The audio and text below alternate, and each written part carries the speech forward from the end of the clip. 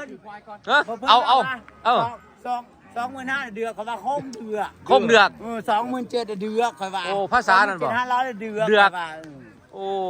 เจ้าคือไปได้ฮู้จักภาษาเราโอ้เขาบ่ได้ฮู้จักดอกเขาไปเรียนรู้ซื่อผู้บ่าวเจ้าบ่นี่บ่แม่นผู้บ่าวแบบนี้เอาบ่เอาบ่นี่เป็นผู้บ่าวเวียดนามซ้ำใดผู้บ่าวเวียดนามผู้บ่าวเวียดนามซ้ำใดโอ้ยใหญ่ใดบ่องเดือก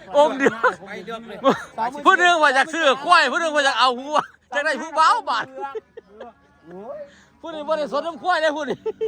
สนน้ำผู้บ่าวอย่างเดียวผู้นั้นว่าจะได้แต่ควายบาดอยากได้แต่ควายโอ้ย